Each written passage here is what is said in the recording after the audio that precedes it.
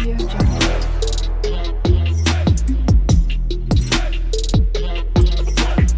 Audio Jungle. Episode 8 When the Phone Rings dimulai dengan Saeon membongkar beberapa hal dan menemukan foto lama dia dan Hae-jo ketika mereka masih muda. Kami berputar kembali ke tempat kami tinggalkan dengan Saeon memaafkan dan mengakui cintanya padanya. Tentu saja, kita semua ingat ciuman yang menghancurkan bumi yang mereka bagikan setelah pengakuan. Keesokan paginya, Saeon membuat sarapan untuk Hae-jo. Mereka mulai berbicara lebih terbuka dan menyadari bahwa mereka telah menyembunyikan perasaan tulus mereka terlalu lama. Saeon mengakui bahwa dia suka pulang ke rumahnya. Dia mengaku dia kasar padanya sebelumnya karena dia takut untuk membuka hatinya padanya. Hae-jo mengakui bahwa dia merasa tercekik di rumah dan ingin mereka melakukan hal-hal santai yang dilakukan pasangan normal. Saat dia makan, dia menunjukkan kepada Saeon pesan terakhir yang dia terima dari penculik.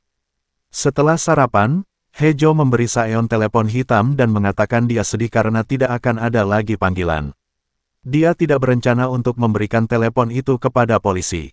Dia yakin telepon itu membawa mereka lebih dekat. Dia menggoda Hae-jo karena garang di bawah alter egonya dan memunculkan gambar pakaian dalamnya. Mereka akhirnya berpelukan, dan Hae-jo bertanya-tanya apakah itu mimpi. Di tempat lain, penculik mendapat pesan dari kaki tangannya, menanyakan apakah dia mendapatkan telepon kembali. Pria itu membalas SMS dan menjelaskan bahwa dia tidak melakukannya. Ketika dia pergi ke rumah sakit, keamanannya terlalu tinggi. Dia mencoba menyelinap masuk, berpura-pura mengantarkan karangan bunga setelah Saeon tiba. Namun, dia hanya bisa mencium aroma Saeon di lift. Entah bagaimana, fakta bahwa Saeon berbau harum membuatnya kesal. Dia berjanji kepada kaki tangannya bahwa dia akan mengambil segalanya dari Saeon. Keesokan harinya, Hae-jo mengalami mimpi buruk bahwa Saeon meninggalkannya. Dia bangun dan pergi untuk memeriksanya di kamarnya. Dia menemukannya tidur nyenyak dan membelai pipinya. Ini membangunkan Saeon, dan dia menariknya ke tempat tidurnya. Dia memberitahu dia bahwa dia telah mengambil hari libur, dan Hae-jo mengatakan dia ingin mereka melakukan sesuatu. Dia mulai berfantasi menjadi pasangan normal yang jatuh cinta setelah Saeon muncul dalam rombongan untuk menyelamatkannya. Namun, Saeon mengaku dia telah mencintainya lebih lama dari yang dia pikirkan. Saat mereka berbicara, Saeon mendapat telepon dari Yang Woo, memohonnya untuk datang ke kantor. Begitu dia sampai di kantor, dia mengetahui bahwa Yang Woo merencanakan intervensi mendadak untuk mendorongnya. Do Jae tiba beberapa saat kemudian dan memberitahu Saeon bahwa dia akhirnya melacak lokasi penculik. Menurut data, penculik berada di Hajeong, Gyeonggi-do. Do Jae bertanya apakah Saeon akrab dengan lokasinya, tetapi bosnya lepas landas. Dia memerintahkan Do Jae untuk tetap tinggal dan tidak melibatkan polisi. Dalam perjalanannya, reporter Hyuk Jin menelepon untuk memeriksa Saeon. Dia menjadi khawatir ketika Saeon mengatakan dia sedang dalam perjalanan untuk bertemu dengan penculik. Setelah Saeon pergi, Yeon Hui mampir untuk memberitahu Hae-jo bahwa Ina sudah kembali. Dia ingin Hae-jo waspada terhadap Ina, tetapi Hae-jo mendapat pesan dari penculik, menanyakan apakah dia tahu Saeon yang sebenarnya. Penculik mengiriminya klip dari salah satu variety show Korea, Live Alone. Sementara itu, Sang Woo mengunjungi panti asuhan lagi. Kakak perempuan itu mengungkit cinta pertama Sang Woo, Hae-jo. Dia penasaran bagaimana keadaan Hae-jo dan apakah Yuri adalah pacar Sang Woo saat ini.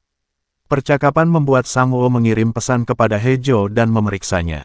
Dia memutuskan untuk mampir ke panti asuhan untuk bertanya kepadanya tentang kasus anak-anak panti asuhan yang hilang. Di sisi lain kota, Ui-yong dan Kyu-jin memutuskan untuk melanjutkan wawancara TV mereka.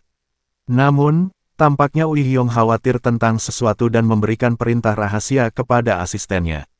Ketika dia muncul untuk sebuah acara di lain waktu, media memburunya tentang pernyataannya. Mereka penasaran mengapa pernyataannya berbeda dari yang dibuat Saeon.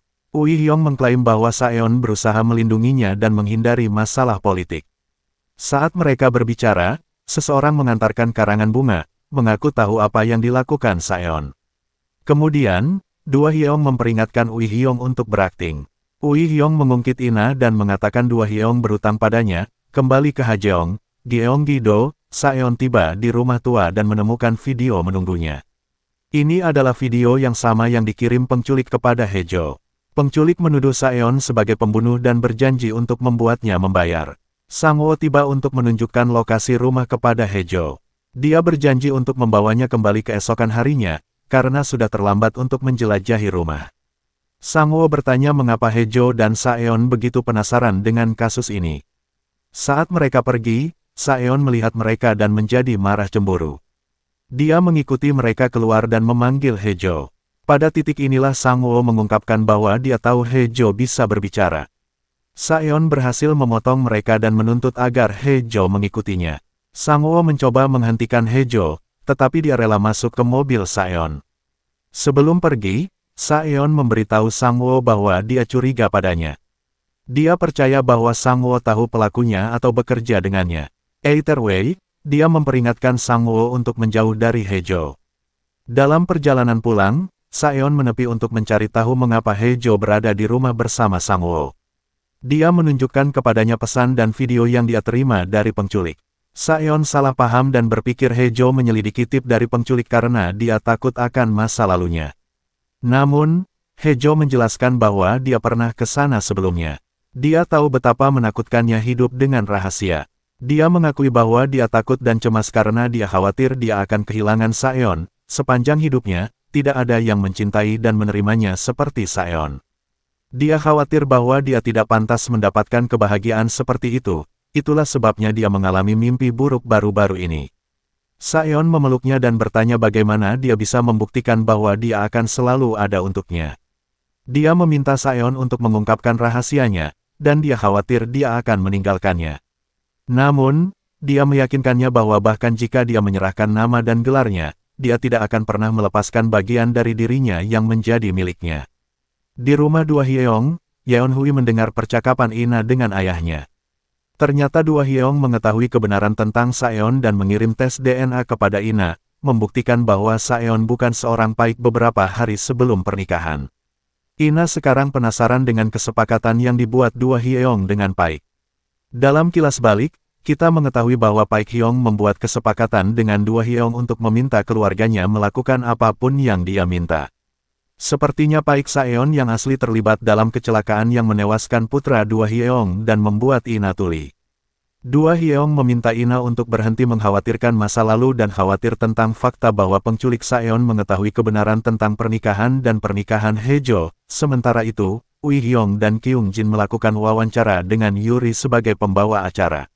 Mereka mencoba menggambarkan diri mereka sebagai pasangan yang penuh kasih. Kyung Jin meminta untuk menyapa putranya, yang telah terluka oleh ancaman pada hidupnya. Dalam pesannya, dia meminta Saeon untuk mengingat janjinya kepadanya bahwa dia akan selalu melindunginya. Dalam kilas balik, kita melihat bahwa dia mengucapkan kata-kata ini kepada putra kandungnya setiap kali dia menguncinya di ruang bawah tanah. Dia selalu mengatakan kepadanya bahwa itu untuk kebaikannya sendiri. Setelah pulih, Hae-jo kembali bekerja, dan staf dengan hangat menyambutnya kembali. Di lift, dia juga mendapat kesempatan untuk menggoda Saeon secara halus. Dia tersentuh oleh seberapa cepat dia belajar bahasa isyarat. Dia juga mengajak mantan rekannya untuk makan siang, dan mereka semua kagum dengan betapa Hae-jo bersinar. Secara bersamaan, Saeon melanjutkan tugasnya.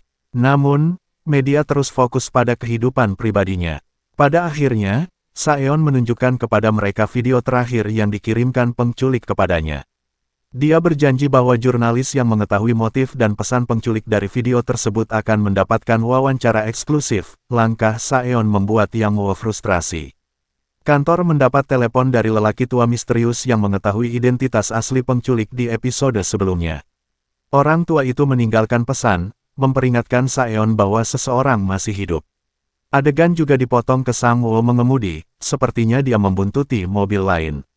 Begitu Saeon kembali ke kantor, Yang-woo memberinya pesan dari lelaki tua itu. Dia juga menjelaskan bahwa dia melacak panggilan itu ke toko memancing.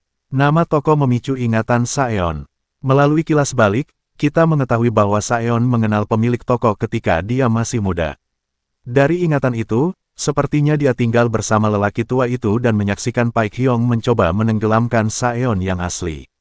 Setelah itu, Paik menerima Saeon. Secara bersamaan, penculik kembali ke toko memancing dan menyerang lelaki tua itu. Saeon pergi untuk menemui pria itu, sementara Hejo tanpa sadar tinggal di kantor. Saat dia melihat foto-foto dari Red yang diunggah di situs resmi mereka, dia menyadari bahwa Saeon dengan sayang menatapnya di semua foto. Ini menggerakkannya. Dia kemudian pulang dan mengirim pesan kepada Saeon, bertanya-tanya apakah dia akan terlambat. Ina mampir dan mengungkapkan rahasia Saeon bahwa dia bukan seorang baik. Namun, Hejo mengatakan itu tidak masalah. Dia sudah menyadari kebenaran ketika Saeon berbicara tentang melepaskan nama dan gelarnya. Episode berakhir dengan Saeon tiba di toko ikan dan menemukannya terbakar. Dia mencoba menyelamatkan lelaki tua itu, tetapi api semakin kuat, dan Saeon pingsan sebelum dia dapat menyelesaikan misi penyelamatannya.